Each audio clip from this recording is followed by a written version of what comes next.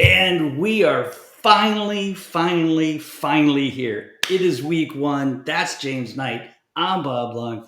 I've got my Jammin' with Jay, who painted this shirt for me for the expo. It's the King Derrick Henry, but he's wearing Oilers jerseys. Very cool. So, Jay, thank you for that. I appreciate it, brother. We're going to talk about week one stuff. We got some previews. We got some ideas. We got some people we think are going to be earning a clutch game this week. We're coming up next.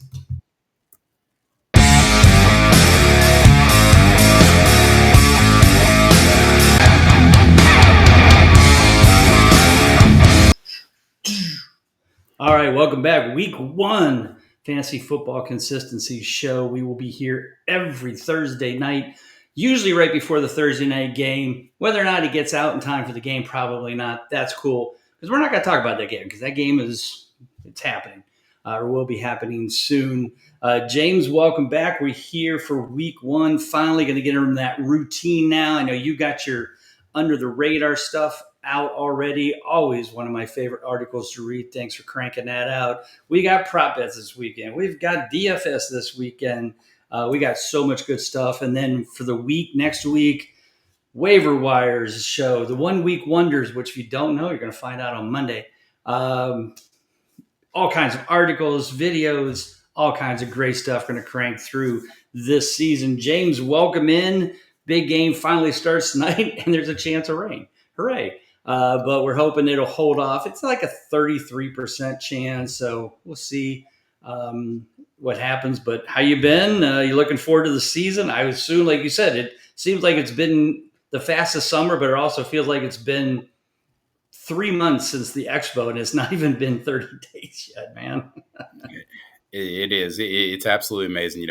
Can't get enough football. Been waiting for this, and it's finally here tonight. It's like, Christmas in the middle of summer or whatever, and you're doing that. So I'm excited. And I'm really looking forward to the matchup tonight. Looking forward to some good matchups this weekend.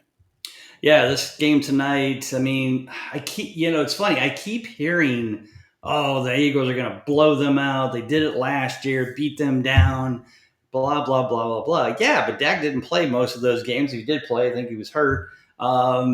I don't know. There's something that just sits in the back of my head that this game's going to be a lot closer than people think. Not saying the Eagles aren't going to win. Probably they'll definitely pull it out, but I feel like, Dak's ready. They've got George Pickens.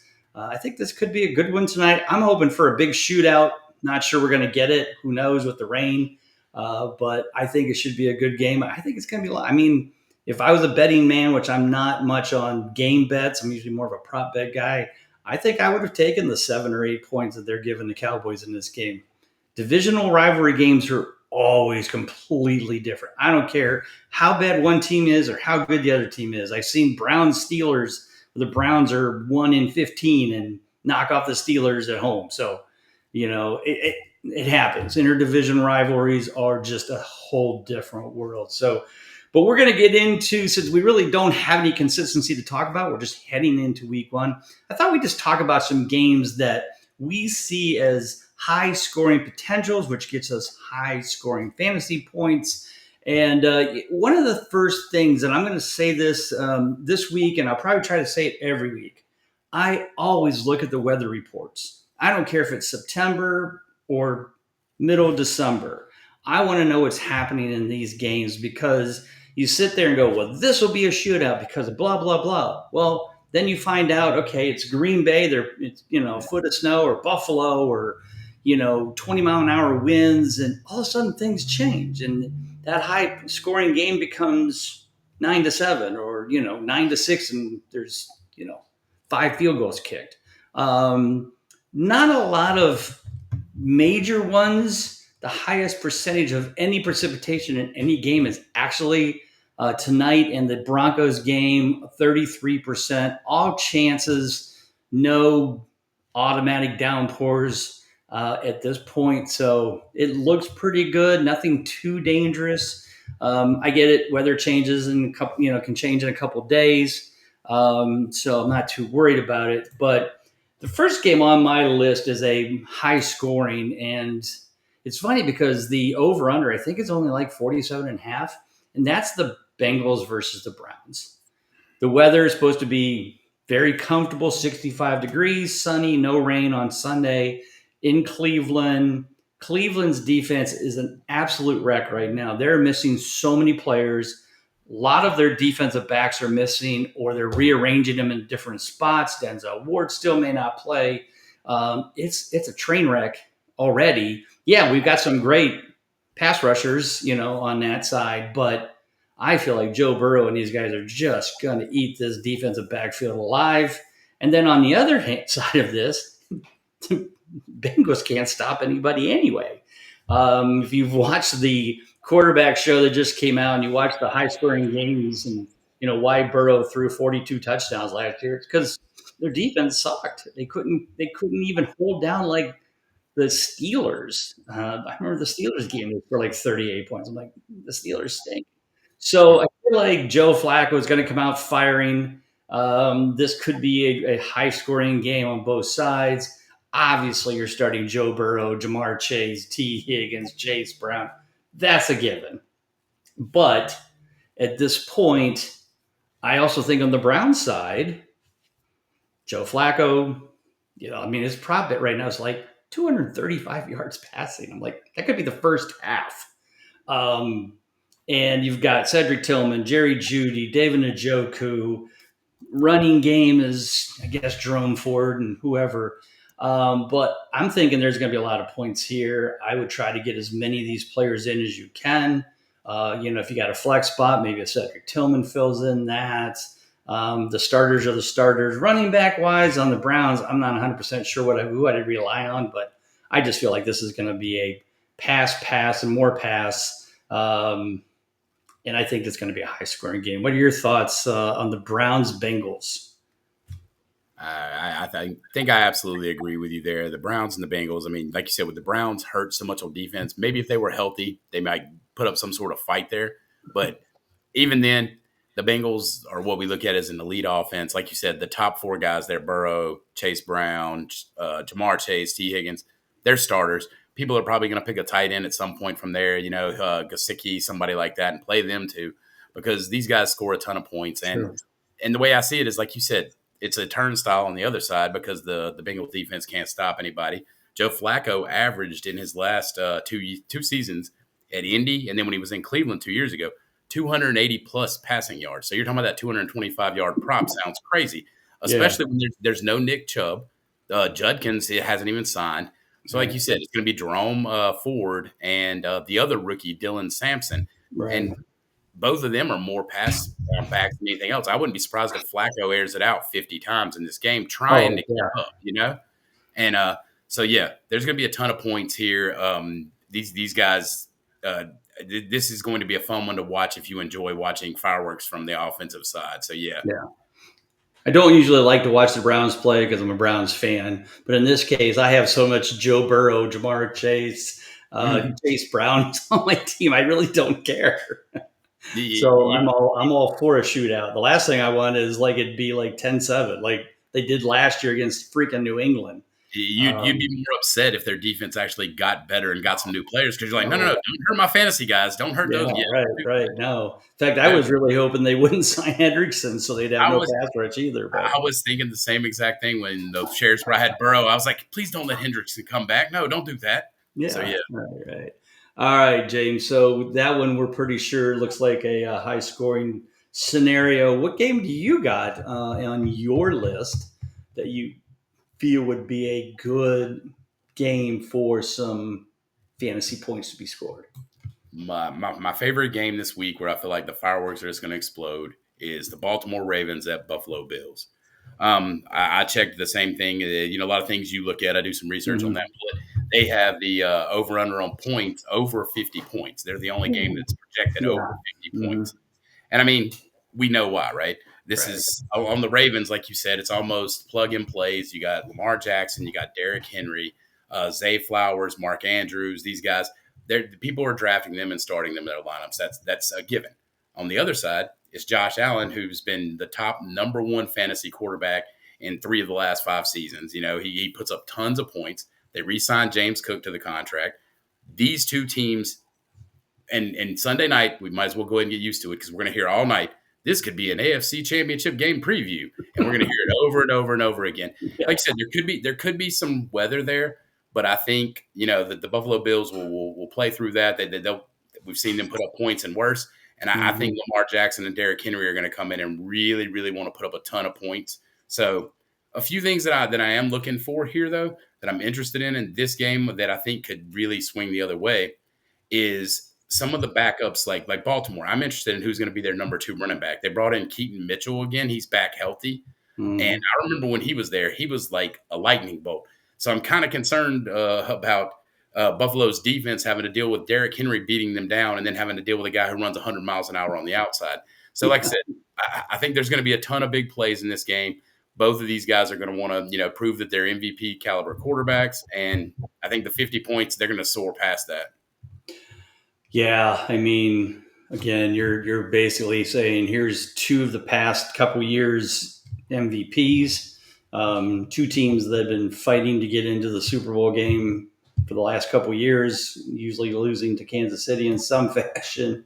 So yeah, it's definitely one for the ages, and to have this one Thursday night, we've got tomorrow night Kansas City and the Chargers. And then Sunday night, Buffalo, Baltimore. It's like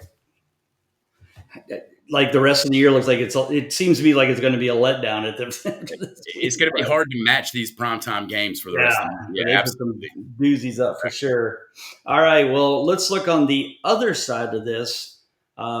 Games that we don't think are going to be real high scoring. Like I said, weather has a few games that have some issues, but sometimes it's just 2 bad offenses and pretty decent defenses on the other side. I'm going to go with you. I'll start with you on this one. Who do you got as one of the low scoring, and which players are you definitely going to play and maybe not play in that game? Okay, yeah, and one of the games that I think is going to be kind of low scoring this week for fantasy points, outside of maybe if you get a defense there, which it will be the Cardinals at the New Orleans Saints. Every year I feel like I go into fantasy and I want to believe in Kyler Murray, and he ends up kind of surpassing my expectations. But when he's on my fantasy team, I just don't feel that. So it never feels that way. Yeah, it just never does. I'm like, he finished in the top 8. How did that happen? But and you look at this game, I think it sets up as a game that's going to be low scoring and boring to a degree. I don't think the Cardinals are going to want to put, they don't seem like the kind of team that puts the acceleration on. So when the Saints make mistakes, and Spencer Rattler is going to make mistakes there, the Cardinals defense is going to capitalize. They'll probably slow, methodically run the ball with Connor. They've got Trey Benson there. I don't think anybody's going to stack up a ton of points here. I feel like this is going to be one of those 17-3 games, or maybe something like that, 20-10. Right. Cardinals will win comfortably. They'll pass the 3.5. They're 3.5 point favorites, but the implied point total I think is 42.5 for this. So is that even over 40? That's shocking. Which blows my mind. Yeah. I'm thinking to myself, I'm like, if they get to 17-10, that's probably going to be really good for them. That means that they hit 40, a defense may have scored a touchdown. So yeah. Right. What are your thoughts on starting a guy like Alvin Kamara, especially PPR? I feel like that's probably viable because he's probably going to get like 6 catches for 40 yards and, rush for maybe another 40. So it's not bad. It gets him 14 points, but I don't think he's going to get much more than that. Him and Olave will probably volume PPR for you, especially in PPR. Sure. You're looking at they're probably going to get, if Rattler throws the ball, 22, 25 times, something like that. Mm-hmm. You're looking at 14, 15 of those targets are at minimum going to go to Kamara and Olave. So PPR, they're going to get there, but you're going to need to temper your expectations for yards, temper your expectations for touchdowns. And that's tough on the other side because, like I said, Arizona's not going to feel any pressure to really, really air it out and do things. So you kind of have to temper expectations for McBride and Marvin Harrison Jr. as well. Yeah, I know. And I have Marvin Harrison Jr. in a couple of leagues, and I'm kind of like, oh, I have to start him, but please throw a touchdown. Like, can you get him like 3 catches for 50 yards and a touchdown? Like, that's 14 points. I'm good with that. You're hoping that touchdown salvages the day because you feel like that's about it. If not, I get 8 points. Yeah. No, I went with you on that one. I don't see a lot of points scored there. I'm hoping at least that, like you said, the stars do their job. Connor, Harrison. I don't know if McBride's going to get much. And like I said, hopefully Camaro, maybe Olave on the other side. Definitely agree with that. The game I'm looking at that just makes me want to fall asleep very quickly is the Raiders at the Patriots. First off, uh, 25 to 30% chance of rain. It is New England. It is supposed to be 66 degrees, so decent. Um, but neither one of these offenses, I think, are going to do. I think they're going to just try to run the ball down each other's throat and see who wins. On the Patriots side, you've got Trayvon Henderson, Ramondre Stevenson. Obviously Ashton Genty's going to be put out there, but on the other hand, is New England going to be smart enough just to put 8 guys in the box and go, okay, let's let Geno Smith try to beat us? I think Jacoby Myers is playing. I mean, he didn't get they didn't let him go. He didn't get a contract. Martin, did you notice Amari Cooper didn't even get to practice and said, you know what, I'm going to retire. Screw this. He's like, screw that. And Jacoby Myers, he did. He released a statement saying that he's like, I asked for the trade. They said no. So that was the end of it. We're good. Okay. So I guess now he has to go out and play and try to earn a new contract somewhere else. He wants to be paid more. I totally understand that. So he goes out and proves it, then he could walk, or Raiders could sign him for more money. But I just don't see this one. I think this is the one that's like 38.5 for the over under. Just don't see this being very high scoring. Uh, you know, Maybe touchdowns will save some people's days. I could see Trevion getting a touchdown, maybe. Whether or not Giante is going to be as good as a pro as he was in college, we just have to wait and see. But the problem is that New England has a pretty good defense. So we'll see how that all comes about, what the scheme is for that. I don't see a lot of scoring. I guess I'd probably start. Obviously going to start Gente because you drafted him in the first round. Obviously, everybody's going to start Trevion Henderson because of his preseason. The question is, are you starting Ramondre Stevenson? Stephon Diggs, maybe. Drake May, I doubt it. Geno, doubt it. Brock Bowers. But again, is New England going to be smart enough? There's only 2 stars in this team. If Jacoby Myers beats us, fine. But Brock Bowers and maybe Gente's a star. We don't know yet. We'll wait and see. But just not feeling that game at all. What about you? Yeah, it's too old school. You got Vrabel coming in new with the Patriots coming back to New England doing that. And he's going to preach defense. He wants low score and he wants to get the ball last, win the game. Yep. Pete Carroll's on the other side. He wants to jam it down your throat too and do the exact same thing. He wants the last possession. He wants to beat you. So like you said, if these two guys, it's 0-0 all the way down at the end, and they're fighting for the last possession, I think they'll be happy. And like you said, the offensive stars here, if somebody scores or if they get a touchdown here and there, it almost feels like it's going to have to be one of those methodical, super long drives that somehow gets in, or you're going to have Trevion Henderson or Janty break a big one, right? But it's not going to be every time like this. I have a feeling the punters are going to get wore out in this one. It's going to go back and forth. The firepower of Bowers and Stephon Diggs, I guess, on the other side, and older Stephon Diggs coming off an injury. Right. Yeah. With that, like I said, I don't see them scoring a ton of points. I think one of the most value-driven things out of this game is seeing how the New England running back snap share goes. Is Ramondre Stevenson still, like you said, does he have any value at all, or is it the Trevion Henderson show now? I think the rest of this game is defined, and it's going to be another super low-scoring game. I agree. All right, we're going to both do one each. I'll let you choose whether you want to do the good one or the bad one. What game do you want to highlight for this week's show? Highlight or low light? Yeah. I'm gonna surprisingly go with a low light, and it is not something that I want to believe in, but looking at it and looking at all the research, I feel like it's there. I'm gonna say that a low scoring game that is not going to be as exciting and not going to have a huge amount of fantasy appeal is the Chiefs at Chargers tomorrow in Brazil. There's multiple reasons for this, and it's kind of it alludes back to one of the things you said. These are division rivals. Jim Harbaugh is old school. He wants to do things. The Chiefs have taken their foot off the gas lately and kind of slowed up, but still winning games. They're winning a lot of one-possession games. And both of these teams are away from home in Brazil, uncomfortable. Right. we've watched teams play in Germany, play in other places, and it just kind of looks off. This is week one in another country, completely Mhm. different environment, division rival. And the crazy part about this, I was kind of looking at last year on these two teams, and I was like, you know, who do they have in their teams that may have been consistent in what they did? They had one player between both teams last year that had a higher than 70% consistency. You know who that was? It was Rashi Rice, who was out for this Wow. game. It was not even So playing. this in the research I did, this is the only game all week that doesn't have one single player that had a higher than 70% consistency rating last year. So they're Yeah, taking, yeah, no, good call, and definitely for those out there, especially if you're thinking about, this is going to be a shootout. I mean, I agree. I mean, Harbaugh definitely doesn't want. He wants to run clock. He doesn't want to give Mahomes the ball. mhm, Yeah, and obviously they've shut down Mahomes in the past and at least kept him at bay. There's no Rushy Rice. Yeah, I think I 100% believe in that more than I did before you started talking about it. That's for sure. it's wild. Yeah, when I Yeah, looked at it, started looking at the game stuff, I was like, that looks like that's going to be one of.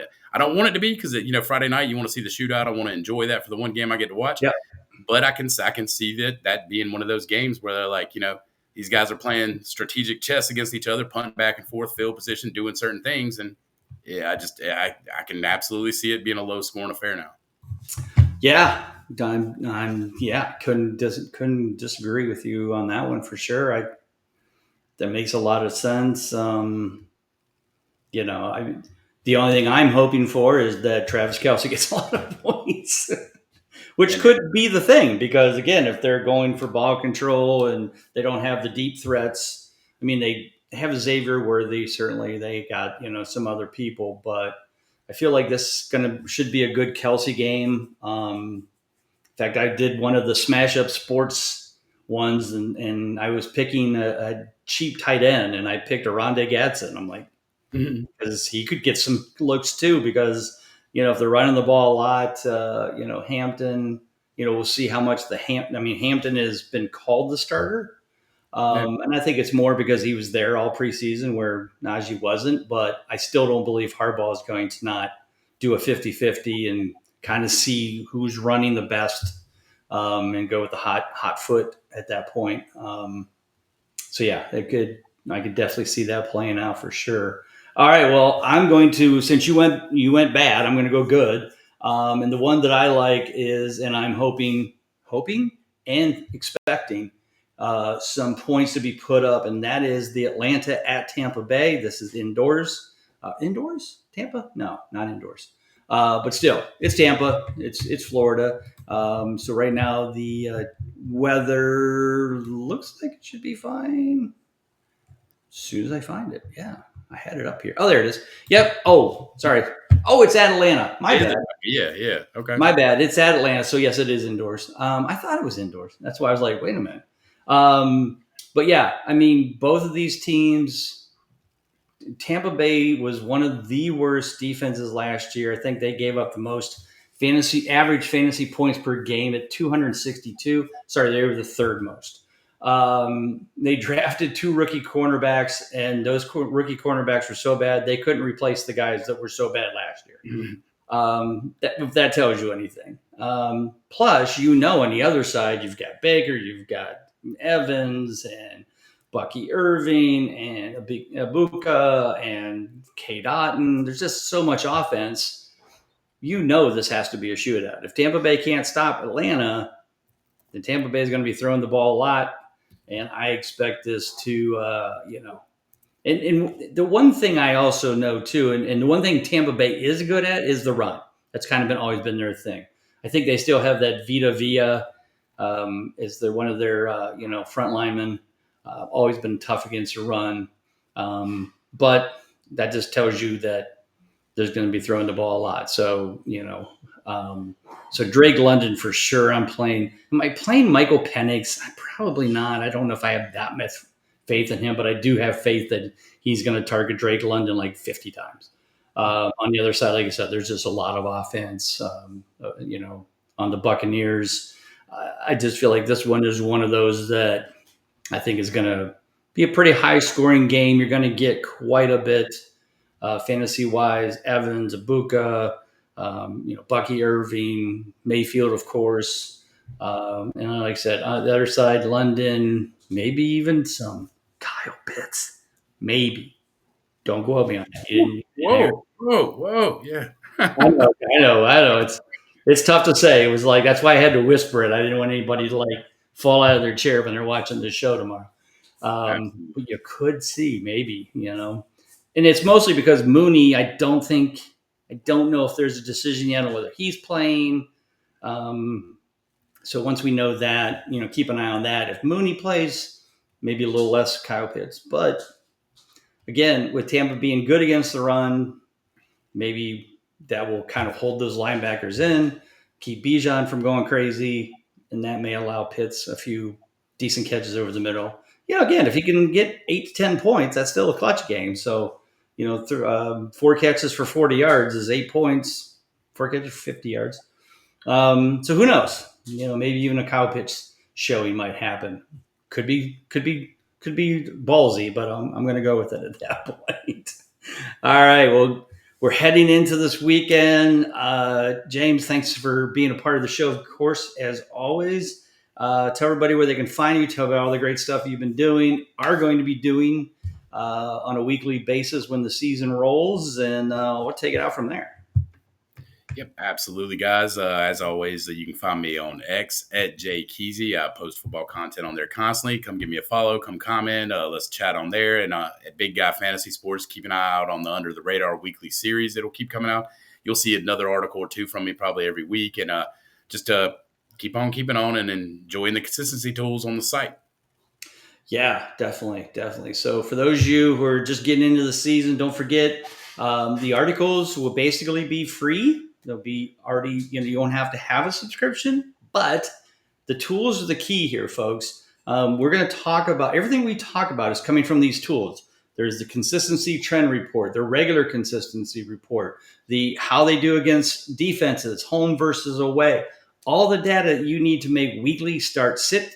The fantasy or the consistency forecaster will be running after the first week, so you'll be able to start seeing how people are, the schedules that are coming up. You can look at the next 3 weeks, next 5 weeks, do some analysis yourself from a consistency model based on who's on your waiver wire. You can pick 3 players. It does a comparison, shows you the next 3 to 5 weeks, whatever you want to choose, and it will help you make the right decisions. And we will be here every week to help you learn about it, understand it, and utilize it to your advantage to get to the playoffs. That's what we're here for. So for James Knight, I'm Bob Lung. Don't forget to follow me at Bob_Lung, at Big Guy FS as well on Twitter. So for James, I'm Bob. Take care. God bless. We'll see you soon.